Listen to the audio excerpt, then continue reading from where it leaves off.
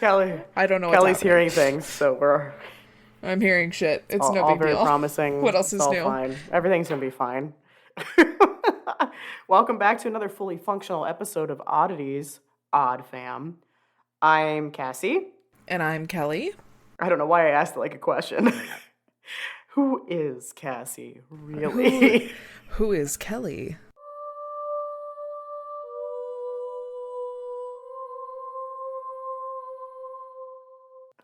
Who are we? And welcome back to Strangetown. As per usual, all of our social media information, our Patreon information, our merch, it's all in the description. We also have a website. You can connect to all of that through there. It's odditiesstaystrange.com. And that is also in our description. Right, that's in the description too. And, please donate to our show. We can use it to do fun new things for you guys and expand even more. We would love to make this... Listen, I've been at this for 4 years. You've been at this a little over a year now. Like, we want to make this baby grow. Grow, baby, grow. That's all. So please love us. That's it. How's my birthday? Oh, a little heads up to everybody. We're recording 4 episodes today, so... This is our third one. This is our third. We've done 2 bonus episodes so far. We're doing 2 regular today. We're probably not going to have massive intros because we've already talked about everything. So it won't be our typical 13, but we'll try and share some fun stuff with you regardless. Yeah. Should we talk about the giveaway? Yeah, we should. Okay. You want to tell them? Yeah, so on our bonus episode, we did a fun little craft. We did. Crafty A trendy time. craft, because we're trendy bitches. That's right. 2 trendy bitches. So what we did was, while filming our bonus episode, we painted ghosties on canvases. Existing already painted paintings. canvases. Yes. And what we're doing is we're doing a giveaway on our Instagram. Is that what we decided? Instagram, it's going to spill over to Facebook anyway because they're connected. So if you follow on either one, you can see what the deets are. Yep. So I'm not sure how we're going to do the giveaway or what the details will be, but they will be on there. And we have 2 paintings, so there'll be 2 giveaways. So keep an eye out for that, and you can get an original Cassie and Kelly ghost painting. They'll be signed by the 2 Aren't artists we fancy? themselves. Yeah. Okay. They turned out so cute, though. And I know yours isn't fully finished, but it's adorable. Yeah. I've got to do a little bit more stuffs. Mm-hmm. Because my canvas was not cooperating. Her paints and her canvas, they weren't meshing. They weren't jiving. And I think it really captured our different personalities, too. Oh, I know. Which I kind of love. So there's that. Yeah. But yeah, so it's exciting. It's fun. Ghosty giveaways. Ghosty givvies. Ghosty givvies. We love it. It's giving ghosties. It's giving ghost. Yeah, so check our social if you want to, get down with the get down on that. We'll have the information as to how you can enter because they're so cute and fun. Like, part of me doesn't want to give it away, but I want to give it away too. Yes. And then am I going to make more? Yeah, am I going to purchase the exact same one for myself and do it all over again? Probably. Yes. Yeah, probably. Actually, I think we should probably have a bestie date night here soon and do it all over again. Okay, I was just going to say, I so had the best time with you, dude. Just like shooting the shit. It was so calming. It was nice. That was so relaxing, wasn't nice. It was like back to the good old days when we used to do that shit. I know. Before life was so crazy. Yeah. I know. I love it. Let's do it again. Yes. And also wine. Yes. Or booze or of our margaritas. Choice. Yeah. Seltzers, margs, whatever. So I have a fun weekend ahead of me. You have a nice weekend ahead of you. We can give like a little abridged version. Yes. For our non-Patreon patrons. This weekend I am going, my Corey and I was going to say my husband, you guys know his name. It's Corey. Corey and I are going ghost hunting with our brother and sister-in-law. Corey's brother and his sister-in-law. They're both my in-laws. Anyway, we're going ghost hunting in Gettysburg. So I won't get to share about that until after I'm back from Iceland. So I'm going to have a big recap when we finally get to recording again. But yeah. It'll be exciting. It will be. Also, we're going pumpkin picking. So this weekend's fucking lit over here. Yeah. It's tight. And over here, we're going to do some pumpkin crafts, pizza making, and we're hanging out with our favorite Scully dog because Little handsome man. we're puppy sitting. So, He's a big handsome man, actually. Yes, he is. I love Are that you dog. guys? You guys should make your pizzas into like ghost shapes and That's cute. We should do that. like themed pizzas. We should do that. Just a little brainstorm I had. I love that. Thank you. I say go for it. If you do, I want a picture though. I mean, I kind of want a picture regardless, obviously. I might go looks so boring and pretty. just have the same pizza again, but I know that I'm doing a garlic buttery crust. That I know. That's only gonna make it even better than it was. Like Yeah. garlic and butter only ever improves anything It except for only like makes everything better. Dessert. But yeah, garlic butter cake. Sign me up. Yum. Oh, I need to say something. I didn't say it on the bonus episode, but I'm gonna say it on here. You guys, Cassie sent me a photo of the pig. Oh my god, the crackpot pig from Corey's birthday. I wasn't kidding. Like it's No, she wasn't, and it's more horrifying than she even described it, though. it's so bad. It has nails. It has nails. What? Pigs don't have nails. It also gives off the idea that it's just about to get murdered. It is giving off murder energy. Like it's laying there with its little legs up in the air like, don't eat me. It looks helpless and scared. I don't know what they did. Like, I just don't. And I shared this picture with my coworkers too because I was like, hey, you guys want a good laugh? They freaking loved it. Loved it. It killed them. I'm not going to lie. I really do love your relationship with your coworkers. I don't. So this is me being, never professional at all. And I'm just like, hey, you guys want to see some shit?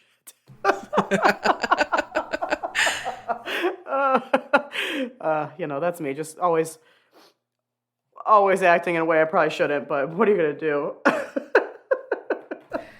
What can you do? What can you do? Enjoy life. Yeah, that's right. You can actually have a personality and have fun. But the pig is probably the spookiest thing that will happen to me during spooky season. That pig is probably scarier than anything I'm about to come across in ghost hunting tonight. You know what? I should have said this during the bonus episode. Fun fact. In 8th grade, we had this fun trip to Washington, D.C. And it wasn't just Washington, D.C. We went up the East Coast. Hell yeah. And we hit Gettysburg and then like a few other historical sites and then ended our trip in New York on a Broadway trip. Nice. And when in Gettysburg, we're doing our boring class tour or whatever. I remember saying, this place is haunted. I bet there's a shit ton of ghosts around us. And the popular kid, the preppy ass, boring, dumb fuck. Who's probably wearing 75 polos at once and popped the collars. Yep. Yep. Looks over at me like, God, you're the weirdest bitch. Wow. Okay. Well, that person's a fucking loser. So bye. Yeah. But that's just fond little memories of mine. So I cannot wait to hear about it. Just telling you now. If I catch anything good, I'll for sure share it. But you cannot tell me that those grounds are not haunted as hell. Gettysburg is known to be like a hotbed for paranormal activity. Come on. So much death, so much history. Like, duh, it's got to be haunted. Come on. I have no idea what sites they're taking us to tonight. We're supposed to go to I think 3 or 4 different locations. Don't know any of them. So that's interesting, but it'll be fun. And we get little equipment to use. And Ooh. Corey's probably going to do the thing that he did where when he and I went ghost hunting one time and he just farted into the microphone.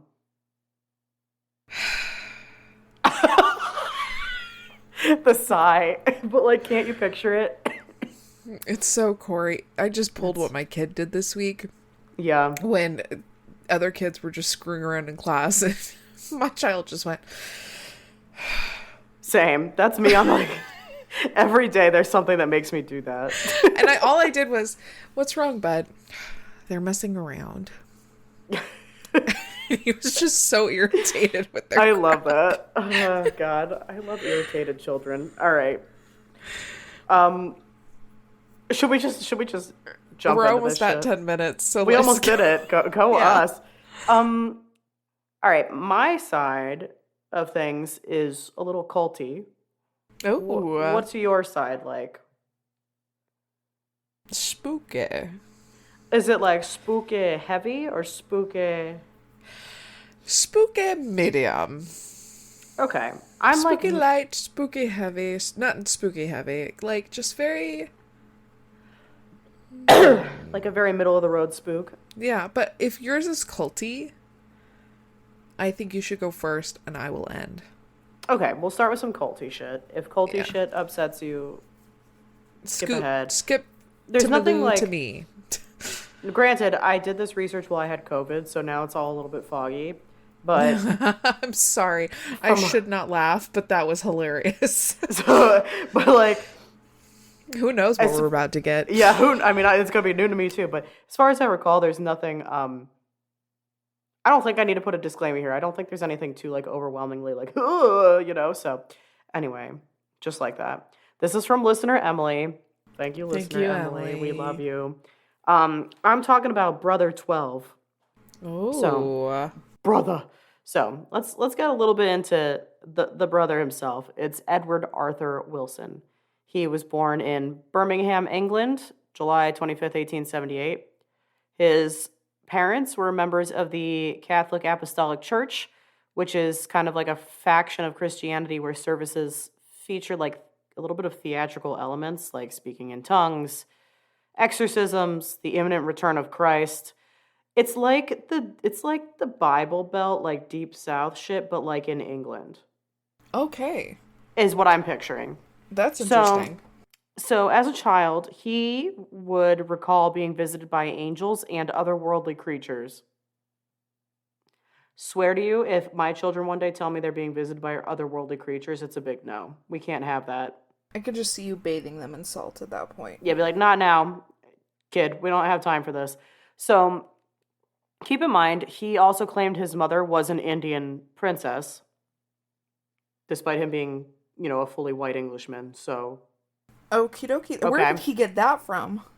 I don't know. Literally no idea. But he apprenticed with the Royal Navy as a teenager. He worked on ships all around the world. Eventually, he became a captain. He married Marjorie Clark. She was his first wife. That was in 1902. And moved to British Columbia in 1907. And then they had 2 kids. 5 years later, in 1912, he abandons his family. Class act all around. His wife and kids moved back. They moved to New Zealand, where she was from. And he returns to sailing around the world, eventually settling in the south of France in 1924. And then it was in France that he would die spiritually and become Brother 12. Brother 12. So on a scale of like 1 to crackpot, we're operating at like crackpot, Now, so he died spiritually. Spiritually, he dies. And does he come back as, like, quote, a prophet? You'll Is that what he's saying? Yeah, here we go. We're going to dive into it. So during his travels, he sails around the world, yada yada. He becomes a devotee of theosophy. In short, he believes in reincarnation, karma, and a group of enlightened beings known as the Masters, capital M, the Masters. The Masters. Guiding humanity to some sort of a spiritual awakening. Sometimes the Masters are also referred to as the Great White Brotherhood, Great White Lodge, or Council of Light. If I had to pick any of those, Council of Light sounds kind of cool. Okay. Also, Donut's losing it right now. I was wondering if it was Donut or Boo. And now it sounds like actually both of them. Somebody probably dropped off a package. Ah. So just a little bonus ambiance for you guys. So while in France, Edward starts falling into these trances where he would get visions and he would speak in tongues. He'd write these long manifestos of his experiences. And he believes he was a conduit for the 12th brother of the Great White Brotherhood. And his writings, based on messages from the Masters, laid out this philosophy of a universal brotherhood and the coming destruction of the current social and political order. And he sells his writings to Theosophists magazines and buys ad spaces in newspapers to promote his writings. So these writings actually see success in like England and Europe. He drops his birth name of Edward Wilson shortly after this success, and he becomes officially Brother 12. With his writings, prophesies the end of order in Europe, he convinced British and European benefactors to travel with him to the New World for refuge. And then traveling from eastern Canada to British Columbia, he would attract members in his travels to join his Aquarian Foundation, named after theosophical belief that humanity is entering a new age, the age of Aquarius. Oh. Yes. And with his followers' money, he then buys 200 acres of cedar, and the provincial government acknowledged the settlement on 16th of May, 1927. And by the end of the summer, the Aquarian Foundation would boast over 1,200 members in North America. And then Brother 12 and the Aquarian Foundation were on the fast track to being one of the most popular spiritual movements of the 1900s. Okay. So let's talk about this. We have some failed aspirations and whatnot. So adulation of his hundreds of followers in Cedar wasn't enough for Brother 12. In 1928, he attempts to form this like political party in the United States. And the political party was a joint effort of the Aquarian Foundation, splinter Protestant groups, and, drum roll, the KKK. There it is. Of course. There it is. Fits right in There with the it Great is. White Brotherhood, right? So, funny enough, Brother 12 claims the success of his new political party would spark a civil war in the U.S. But the party never becomes official. So, his political aspirations basically fail. And so did his aspirations of, like, I guess, like, procreation as Brother 12. Because during his time in Cedar, he takes on a new wife named Elma Wilson. They fail to spawn a child. He then has an affair with Myrtle Baumgartner, who was a wealthy wife of a New York physician. A wealthy wife of a New York physician. But It I is bet she was important- white. She was probably white. It's important to note that Brother 12 doubled down on his hope of procreation with Baumgartner. He claimed that Baumgartner and himself were reincarnations of the Egyptian gods Osiris and Isis, and that their child would become a world teacher in the year 1975. Wow. This is all, now that I'm rereading this and everything, coming back to me, Brother 12 is like an acid trip. This is another episode that's brought to you by drugs, kids. Yeah. Yeah, so Baumgartner miscarries twice. She suffers a mental breakdown because Brother 12 blames her for not fulfilling her part of the prophecy. So, fucking dirtbag, as we Yeah. know. Typical for the 1920s, having an affair and failure to have children was like a big gossip within the Aquarian Foundation community. Governors of the foundation, known as the, quote, European investors, start looking into how Brother 12 runs the foundation, and they find several donations made to the foundation were being misused by Brother 12. Surprise, surprise. So they sue him. In the Okay. end, though, surprisingly, he wins the court case. His opponents claim that Brother 12 caused people to faint in court and used his mind powers to get the court on his side. But the truth was essentially that a lot of donators told the court that their money wasn't a donation, but a gift to Brother 12. During this lawsuit, some of the Aquarian Foundation workers, they snap out of their enthrallment with the community and realize they're not getting paid for building or working in the community. And all the money was going to Brother 12 and the Aquarian Foundation. And so the workers sue, but the provincial court rule, again, in favor of Brother 12. So maybe he really did have mind powers. Ooh. But these early stumbles within the Aquarian Foundation basically rattle Brother 12. He's like, oh shit. He starts growing paranoid of his followers. Soon after winning these legal battles, he expands his original settlement to Valdez and De Courcy Islands, which are adjacent to Cedar. And he claims these new settlements to be a, quote, city of refuge, where he and a select few will live to survive the incoming collapse of the world. And the name for the settlements were Brothers Center.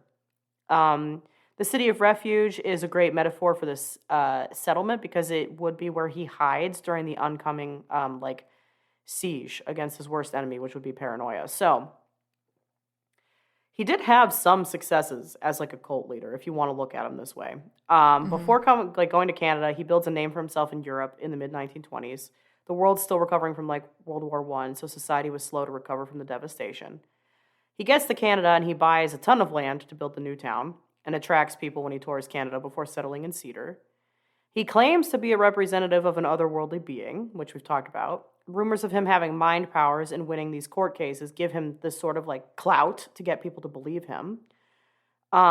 He predicts the 1929 stock market crash. Granted, he's been prophesizing the end of the world for like half a decade at this point, and nothing. But okay. And while unable to have children with Myrtle and failing to live up to his own prophecy, he did manage to put the blame on her because it's her fault for the miscarriage. So if you want to look at it in a sick, twisted sense, he was kind of like gaining success as a cult leader in a weird way. Yeah. Now, he did have a lot of money, influence, and power. It is kind of easy to see how people would start to follow him because of that. Because, like, if we look at kind of like the cult of wealth today, in a sense, like, people worship like celebrities and billionaires, and you know what I mean. Anyway, Yeah. success basically breeds attention and fame. Anyway, back to the paranoia and the cruelty and eventual downfall. So, they settle in Brother Center. Brother 12 takes on a new wife. Her name is Mabel Skotowee, and she's known as Madame Z. These names. Madame Z? That's it, Madame Z. So, which is basically like a name straight out of a BDSM movie when you think about it. Anyway, during 1930 to 33, Brother 12 and Madame Z slowly sink into this paranoia and cruelty within their settlement.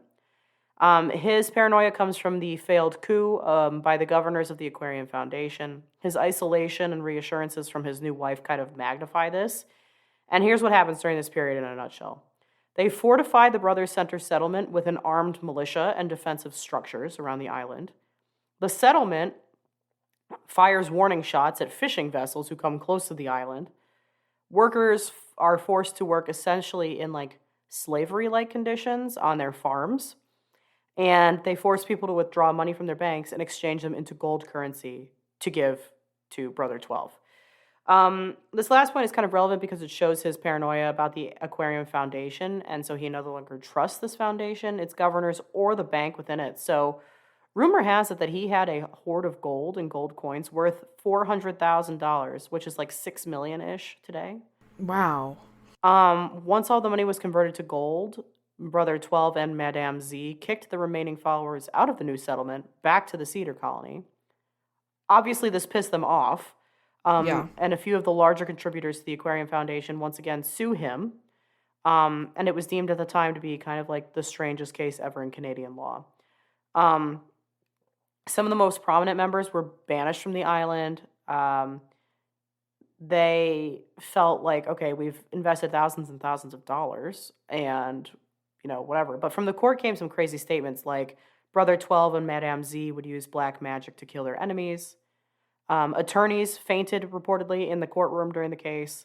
The judge started growling like a dog, and the defense didn't even put up a case or a rebuttal. And the court finds in favor of the plaintiffs. Essentially, those who sued said their money were investments or loans to Brother 12, and he failed to pay them back. And the reason for their lack of defense is that Brother 12 and Madame Z were too busy razing their DeCourcy settlement to the ground and escaping British Columbia by boat, known as the Cunnatin. And so they got away. They basically ran away. Wow. And months later, a man named Julian Churton Skotowee dies in Switzerland. Skotowee being Madame Z's last name, it's believed that the man who died was actually Brother 12, and it's rumored that the doctor who signed the death certificate was actually a follower of his. Months later, after his presumed death sightings, Brother 12 crops up in the U.S. A lawyer's son in San Francisco claims to have seen him talking to his father about getting his gold back from DeCourcy Island. And then this sparked like a series of conspiracies about the hidden treasure. So it's known, like I said, that he preferred these gold coins, but he preferred them in denominations of $20 or less. So basically $400,000 worth of $20 coins. And it's kind of, a lot to transport for two people, right, who run away. So basically leveling and running away from DeCourcy Island, people believe that part of his treasure is still somewhere on the island. A few thoughts is that it's possible that Brother 12 and Madame Z had help with like a few devout followers that assisted them on their travel to Switzerland, allowing them to carry some of the gold coins. A few remaining followers were given the gold coins to send back to Brother 12 once they made it to Switzerland. Brother 12 was known to move the coins around from settlement to settlement, so it's possible that not all of the money was on the island when he ran. And followers claim to have helped Brother 12 bury the money along the coast in cement treasure holes. And it's possible that one or two of them weren't emptied in time. And any way that you look at it, one of the caretakers of Takorsi Island ends up finding one of his treasure holes shortly after the rumored death, but the hole was empty except for a small piece of paper that read, quote, "For fools and traitors, nothing." And that is Brother 12. That is that was a drug trip. That was a drug trip, right? Like I remember researching this, when I had COVID and I was like feverish and everything else, and I was like, what the hell? And now that I read it all again, I'm still like, what the hell? What the hell? I totally subscribe to the idea that the person who died in Switzerland totally could have been him. And that the doctor who signed it and everything, like, I wouldn't be surprised if it was still a follower, like, everything else. Do I think his treasure is still out there? Part of it might be, yeah. Do I think eventually it will be found? Probably, yeah. If it is out there. Maybe not a follower, too. Just somebody. Lucky Son of a bitch. Or somebody who's just, like, really invested in this and, like, tracking it. Yeah, maybe an actual, like... treasure hunter. Yeah. Yeah, but that's Brother 12. This was a wow. trip. This guy was garbage, first of all. Human garbage. Second of all, love that all of a sudden he was just like, no, I'm Brother 12, and by the way, I'm an Egyptian god. What the hell? I love it. People are nuts.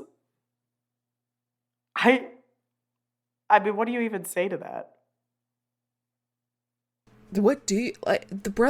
Why Brother 12? I honestly don't know. Like, I don't even know why he was like. I'm stuck on that. Yeah, it's Brother 12 now, and then also like Madame Z. Like, where'd that come? I don't know. So yeah, I'm trying to get them to stop. Corey ran errands, so there's nobody down there with them, and I think they're just losing it. But anyway, that's Brother 12. That's what I've got for you. It was a trip. I don't think that, like, I think they made a getaway, and I think they probably did go to Switzerland. I wouldn't be surprised. Yeah. I'm sure he had a big of enough network that there was, like, a way for them to do that, like, on the DL. Yeah. Wow. I know. There you have it. Thank you, listener Emily. And Switzerland. We gotta love it. So thank you. Yeah. I this was a fun Brother one. Emily. Thank you, Brother Emily. The fuck. Thank you to Emily for sharing this topic. So mine could not be any more like further from this. Oh, okay, great. Okay. I'm talking about Black Dog today. And not your fluffy four-legged friend or the one and only Scully. We need kisses on the nose for these black dogs. I'm talking about a myth or a legend originating from English folklore. Oh. Okay. So, buckle up. Folklore. I love folklore stuff, so I'm pumped.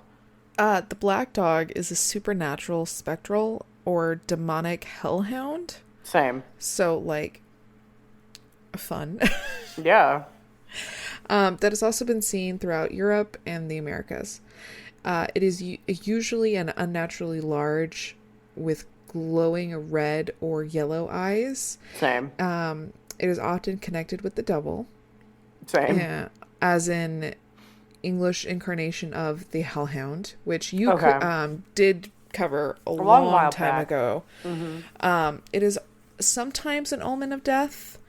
It is sometimes associated with electrical storms, which I thought was very interesting. Okay, big Thor energy, sure. Right. It is also associated with, like, places of execution. Okay. And ancient pathways, which is very interesting. Ancient pathways, okay. What is... Black dogs, like, it... I gotta get to it. Yeah, they, from everything that I was reading and from my understanding, terrorized the UK. Rude. Okay. This has been a myth and of ancient Britain for centuries. Okay. So this is Black ye dogs, old.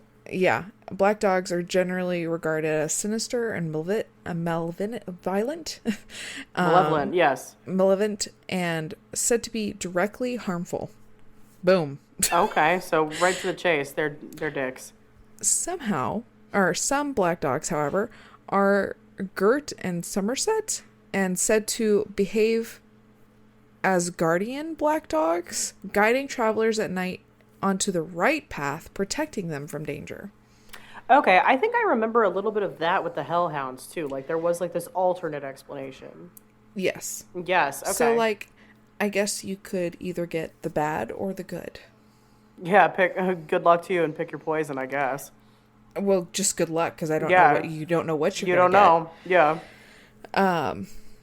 The origins of the black dog are difficult to discern. It's uncertain whether the creature originated from Celtic or Germanic elements of British culture. Throughout European mythology, dogs are associated with death.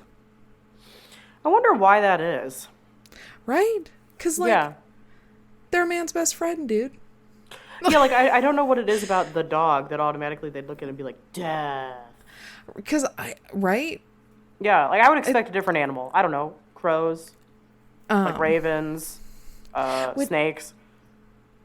when I think of an animal of death, I think of snakes. I'll be honest. Yeah, sure. So, like, that's my first. Wolves.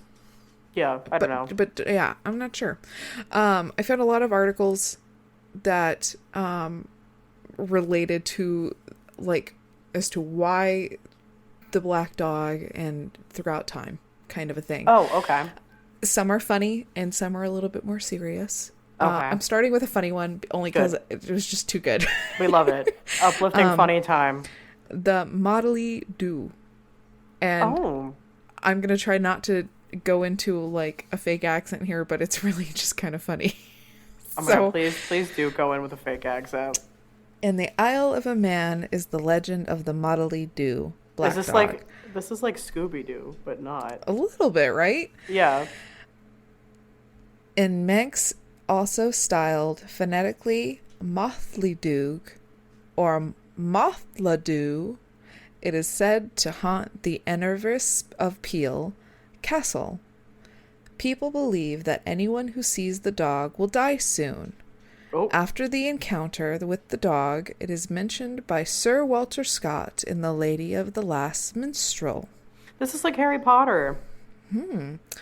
For he was a speechless ghastly one, like him of whom the story ran, who spoke the spectral hound in men. Oh, we love a poem. It's just kind of like a little like riddle poem-ish. Yeah, right? we love that. Yeah. And Ooh, so mysterious. that's the Motley Do. Okay. And this is Padfoot.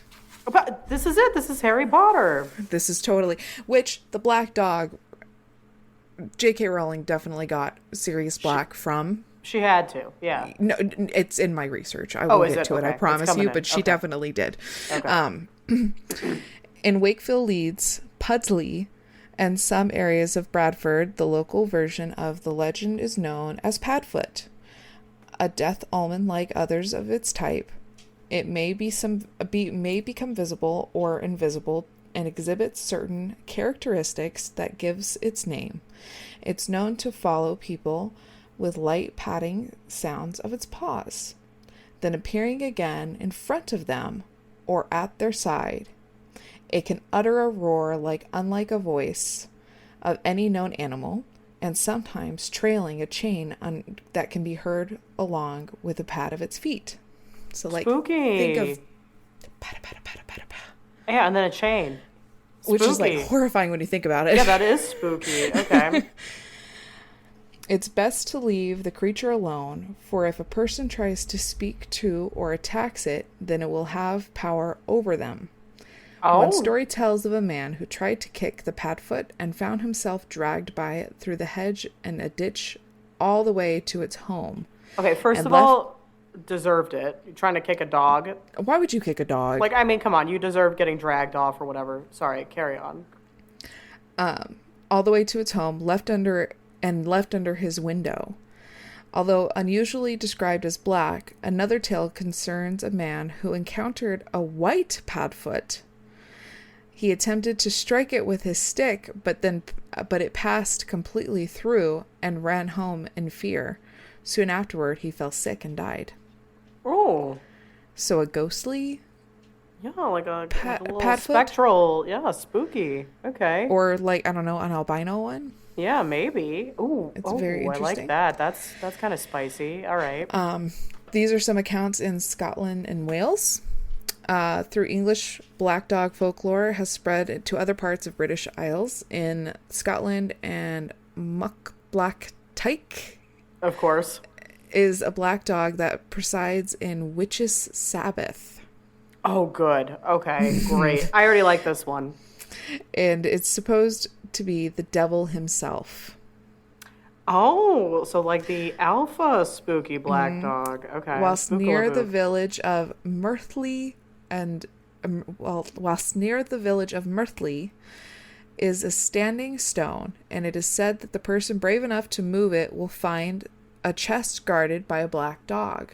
How are you gonna move that? I'm picturing a big ass rock. I'm picturing a big stone, right? Yeah, like Stonehenge type of shit. Yeah. Because, I mean, they've got some big stones over there. They do. It's like the land of big ass rocks. Yeah. In Wales, the black dog counterpart was the, forgive me, Gilliwig. Okay, sure. Dog of darkness. Ooh, like that. Okay. A frightful apparition of a mastiff with baleful breath. Stinky breath. Yeah. Blazing red eyes and other ghostly black, another very just terrifying ghostly black dog. It is said to haunt Saint Dante's castle. Donet's castle. Okay. With some witnesses claiming to have been accompanied by the hag. The hag. The hag. Trademark. Who's the hag? I don't know, but I want to be the hag. I want to be the hag. Yeah. Okay, cool. So again, guard dogs. Yeah. Often these are all guard dogs. Mm-hmm. My children are now awake, and I can hear them playing with Scully. So if you guys hear slamming doors, it's because they're playing with Scully. There's just a lot of background ambiance to this episode. I'm so sorry. No, it's fine. My dogs were just barking for literally my entire thing, so that's okay. There's going to be some barking, and Scully's bark is horrifying. He never learned how to talk. Don't worry about it. So, well, I can see why people think the black dog is horrifying. And I shouldn't say think. Everything that I read is horrifying. I'm also seeing, like, this intense need for guarding. Yeah, which makes sense. I mean, that fits the bill for pups, you know. And my interpretation is that they've become the spiritual guard of something, right? Mm-hmm. And I'm sorry, but if you kick a dog, they're going to react. If you kick a dog, you deserve to get... He dragged him off a whole bunch and then put him under his window? Sure, whatever. Like, fine. Yeah. I'm not even fazed by that shit. That guy deserved it. If you hit a dog with a stick, yeah, they're going to run through you and you're going to die later. Sorry. Bye. Not sorry. Yeah, like, it is what it is. It's survival, baby. I have to believe that they're more of a spiritual guard than something fearful. I'm not sure... I do think that they are directly related to the hellhounds and have some... I don't know that they are hellhounds, but I think they have a relation, or maybe they're the guardians of the hellhounds. Yeah, or just brothers like of the hellhounds. Their whole myth, like, spawned off of it, or, you know, what have you. Yeah, there's definitely puppies of the hellhounds. Hellhounds in training. Oh, I love that. Ooh. I love that you just go, oh, and it kind of sounds like a howl. I'm just getting in the zone. That worked really well. The reference of the black dog it's been referenced in pop culture many times. One of the most famous ghostly black dogs appears in Sir Arthur's court.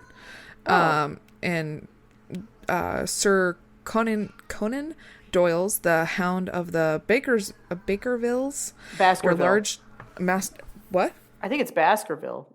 The Hounds of Baskerville? Maybe that is. I don't know. Where large dog-like creature haunts family estate. Sherlock Holmes is brought to determine if the dog is in fact real or supernatural. There you go. Good old Shirley. Another famous ghostly black dog is found in J.K. Rowling, and she did, in fact, get her inspiration from none other than the British folklore. I mean, and given her culture, there you go. So there you go. She just like straight up ripped off the name too. I mean, she did. She did. She like didn't even try to hide it. She really did. Like, Padfoot, and you will be Padfoot. Yeah. And that is why I chose that one. So that's a good one. That's there spooky. You go, Black Dog. That's a good. Well done. That was fun. I could definitely see hellhound connections, though. Yeah. This topic is brought to you by Cousin Nathan. So thank you, Thanks, Cousin Nathan. Yay!